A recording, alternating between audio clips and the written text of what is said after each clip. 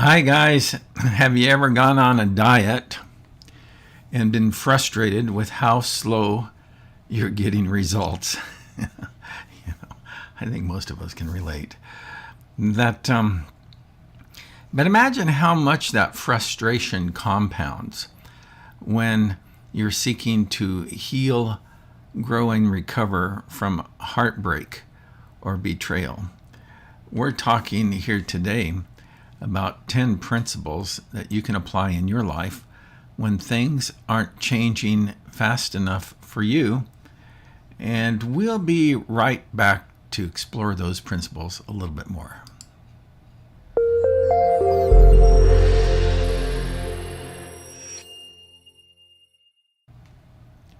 Okay, so we're talking about 10 principles that that you can apply in your life when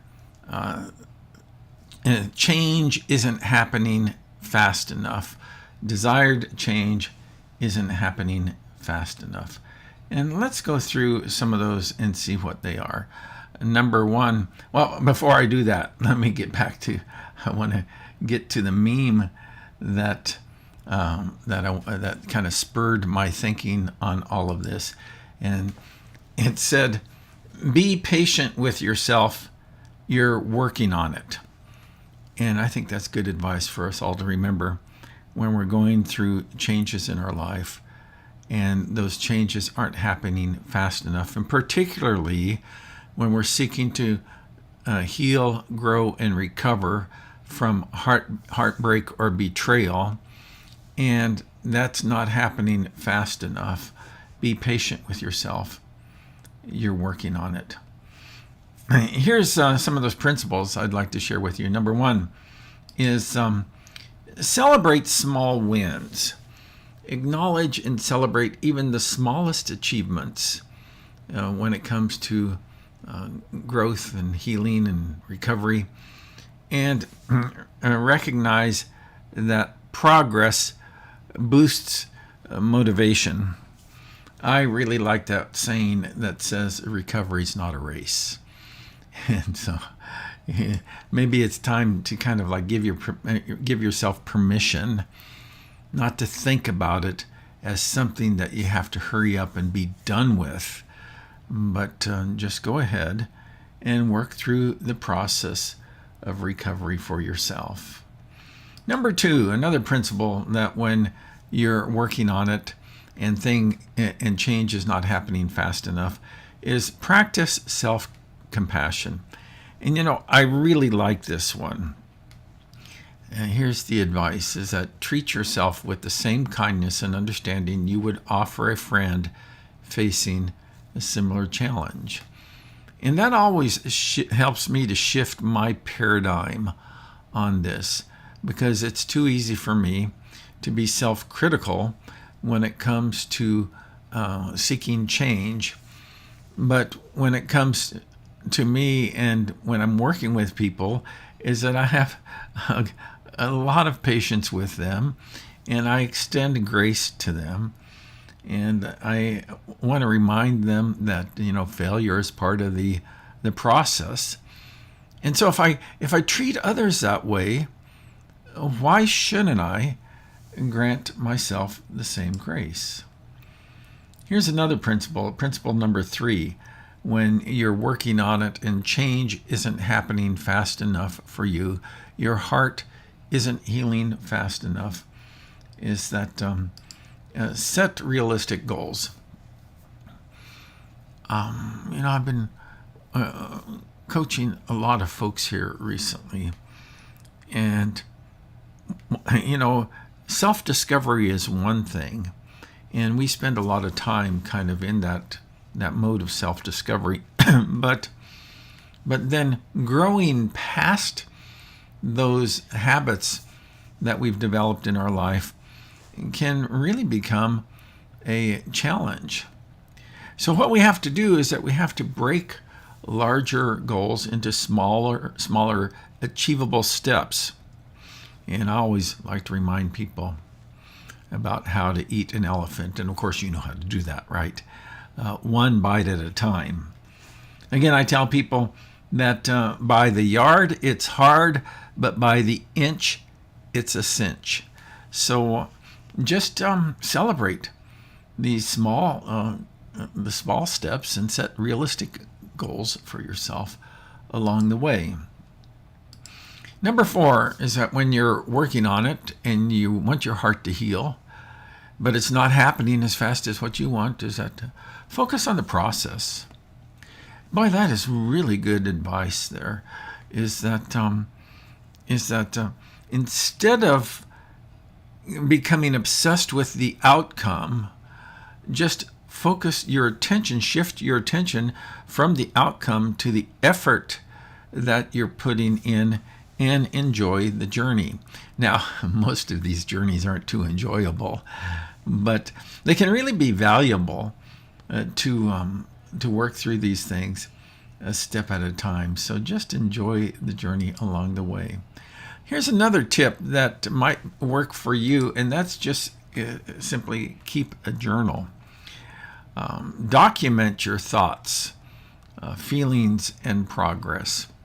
Actually, I did this for myself for many, many years with a little prayer journal that I would put down the prayer request, and then I'd go back through and review it. And it was always wonderful to see how many of those prayers were answered. And so when you have that down in writing, you can go back through and reflect on your journey, and you can see how far you've come along the way.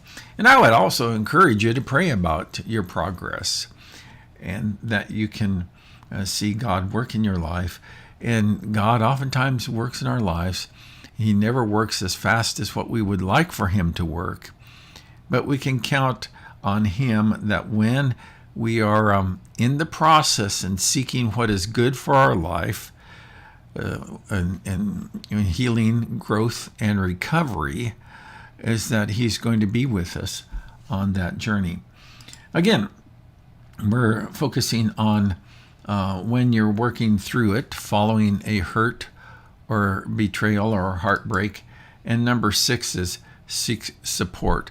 And I can't begin to tell you how important that is that when you go it alone, is that more often than not that you're not going to make it. It's just the way it is. And so, and it's important to surround yourself with friends and family and support groups. But I really would encourage you to think carefully about that, because what you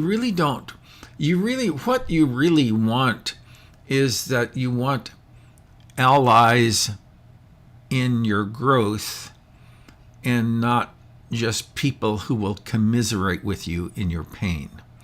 And oftentimes when we've been hurt, is that what we seek are people who will commiserate with us in our pain. But really what we need is someone who will help us to take the next step forward in our growth and recovery.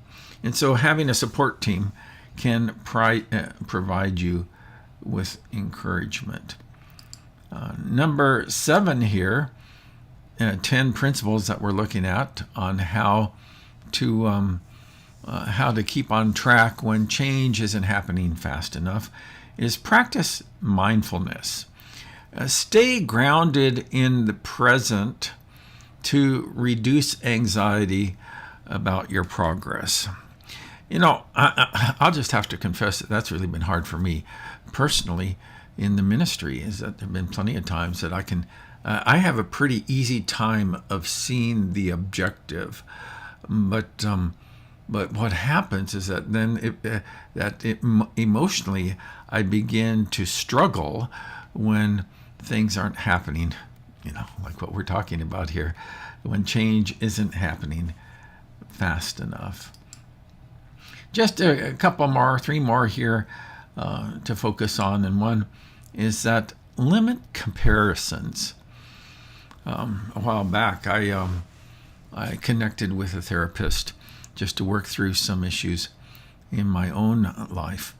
And when I was talking with the therapist, I was talking about this matter of comparison, and he just reminded me of just how deadly that is.